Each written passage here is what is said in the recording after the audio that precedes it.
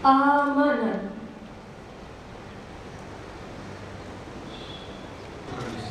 Pasukan istirahatkan untuk perhatian. Istirahat. Itu bang.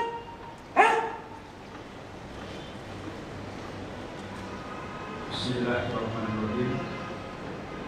Assalamualaikum warahmatullahi wabarakatuh. Salam sejahtera bagi kita semua. Alhamdulillahirabbil alamin.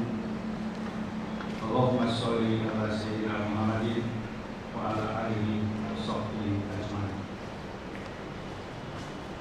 Hadirin sekalian yang saya muliakan, marilah kita bersama-sama sekali lagi memanjatkan puji syukur kehadirat Yang Maha Kuasa Allah Subhanahu wa Ta'ala, karena atas rahmat dan karunia-Nya lah kita masih diberi kesempatan, kekuatan, dan insya Allah kesehatan untuk berkumpul di tempat ini, melanjutkan karya, tugas, dan pengabdian kepada masyarakat, bangsa, dan negara tercinta. Pada kesempatan yang istimewa ini, saya mengajak para hadirin untuk kembali merenungkan dan meneladani nilai-nilai kebangsaan dan semangat perjuangan yang diwariskan oleh para pendiri bangsa dan pejuang kemerdekaan. Mereka adalah sumber inspirasi dan kekuatan bagi kita untuk mewujudkan cita-cita proklamasi kemerdekaan. Ketika negeri ini diproklamasikan 68 tahun yang lalu, Bung Karno, Bung Hatta, dan para pendiri Republik telah menetapkan tujuan didirikannya negara Indonesia yang merdeka, bersatu, berdaulat, adil, dan makmur, yaitu negara yang melindungi segenap bangsa Indonesia dan seluruh tumpah darah Indonesia, memajukan kesejahteraan umum, mencerdaskan kehidupan bangsa, dan ikut serta melaksanakan ketertiban dunia berdasarkan kemerdekaan, perdamaian abadi, dan keadilan sosial. Di abad ke-21 ini, misi besar kita adalah melanjutkan pembangunan bangsa menuju Indonesia yang maju dan sejahtera.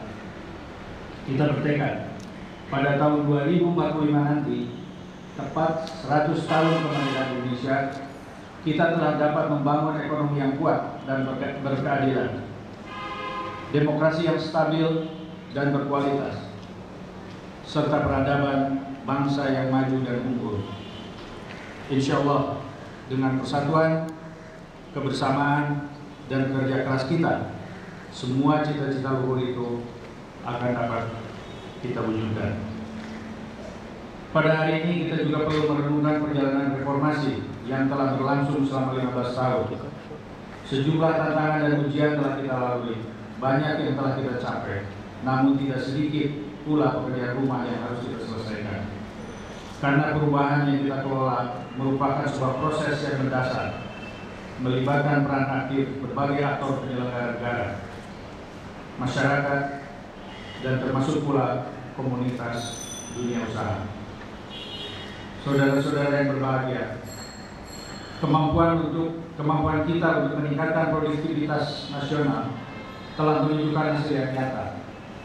Hal ini tercermin pada peningkatan pendapatan per kapita, sekaligus menjelaskan semakin besarnya jumlah kelas menengah di tanah air. Tahun 2004, PDB per kapita kita sebesar 1.177 dolar Amerika. Pada tahun 2009, kita berhasil tingkatkan menjadi 2.299 dolar Amerika. Angka ini terus meningkat dan mencapai 3.592 dolar Amerika pada tahun lalu.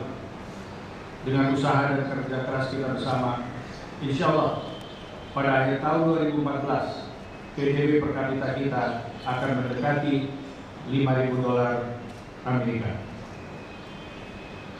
Realitas dan situasi global dewasa ini masih diwarnai ketidakpastian, baik di bidang politik, keamanan, maupun ekonomi. Indonesia berpandangan sangatlah penting untuk mengedepankan semangat kebersamaan antar negara bagi tercapainya stabilitas bersama. Posisi kita sangatlah jelas. Indonesia berketetapan untuk senantiasa menjadi bagian dari solusi terhadap berbagai persoalan global. Tahun 2013 merupakan tahun yang sangat penting dan istimewa bagi Indonesia. Setelah hampir 20 tahun, Indonesia kembali menjadi ketua dan tuan rumah pertemuan puncak Asia Pacific Economic Cooperation atau yang kita kenal dengan APEC di Bali, yang akan diadakan pada bulan Oktober mendatang. Tema pertemuan APEC di bawah kepemimpinan Indonesia adalah Resilient Asia Pacific Engine of Global Growth. Di penghujung tahun ini juga kita akan menjadi tuan rumah dua pertemuan penting lainnya, yaitu World Cultural Forum dan pertemuan tingkat menteri World Trade Organization atau WTO. Dalam kesempatan ini, Presiden mengajak seluruh elemen bangsa untuk turut menyukseskan perhelatan penting ini demi terbangunnya kemitraan global, agar dunia dapat bersama-sama menghapuskan kemiskinan dalam bingkai pembangunan berkesinambungan dan berkeadilan. Sustainable growth with equity. Hadirin sekalian yang saya hormati, dalam pidatonya di DPR tanggal 16 Agustus 2013 kemarin, Presiden RI menyampaikan 4 hal penting yang perlu kita cermati saat ini.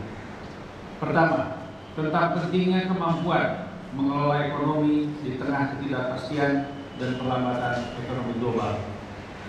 Strategi pembangunan ekonomi kita tetap mengedepankan aspek keseimbangan dan keberlanjutan. Selama 9 tahun ini, keseimbangan pembangunan dilakukan oleh 4 strategi dasar, yaitu pertumbuhan lapangan kerja, pengentasan kemiskinan, dan pengelolaan lingkungan. Saat ini Indonesia merupakan negara berpendapatan menengah dengan tingkat kemiskinan yang secara bertahap berhasil kita turunkan. Meskipun masih terdapat banyak hal yang perlu terus kita perbaiki, berkurangnya penduduk miskin dan menurunnya tingkat pengangguran di Indonesia merupakan bukti penting keberhasilan pembangunan nasional yang kita lakukan bersama. Hal penting kedua adalah perlunya untuk terus menjaga toleransi serta mengelola kerukunan antar dan intra umat beragama di Indonesia. Presiden mengajak kita semua untuk semakin menyadari bahwa bangsa Indonesia adalah bangsa yang majemuk. Kita harus memaknai kemajemukan ini sebagai anugerah, sekaligus kewajiban untuk mengelolanya secara bijak.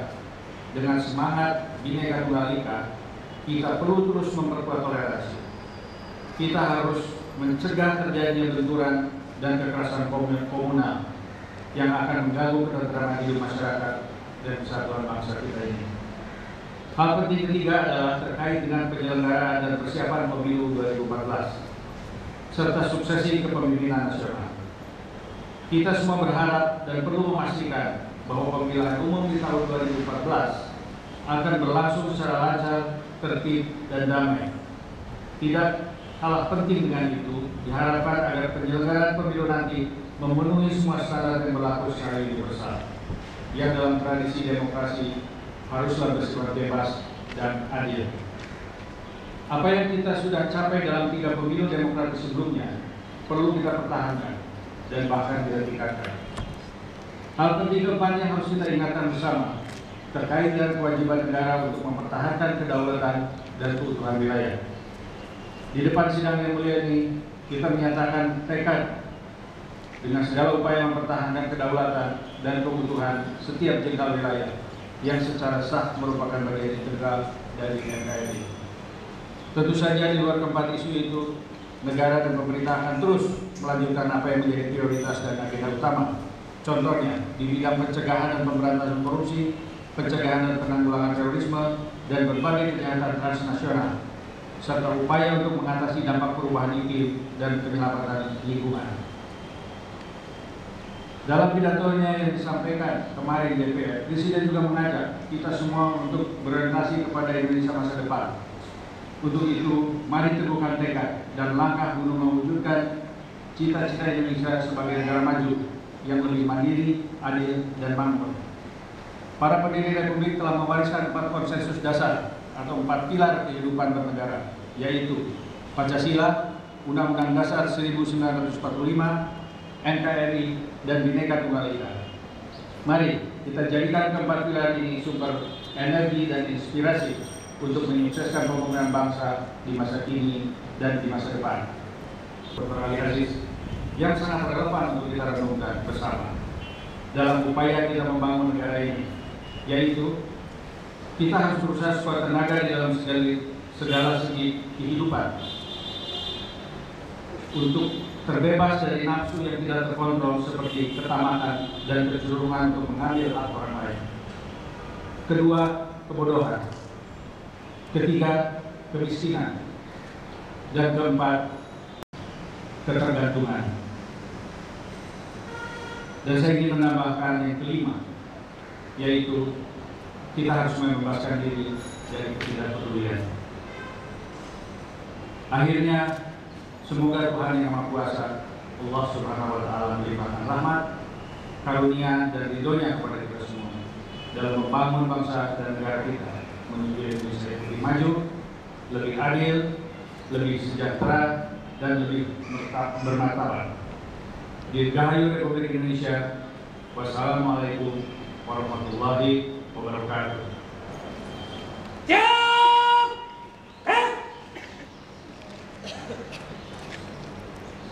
Pembacaan doa.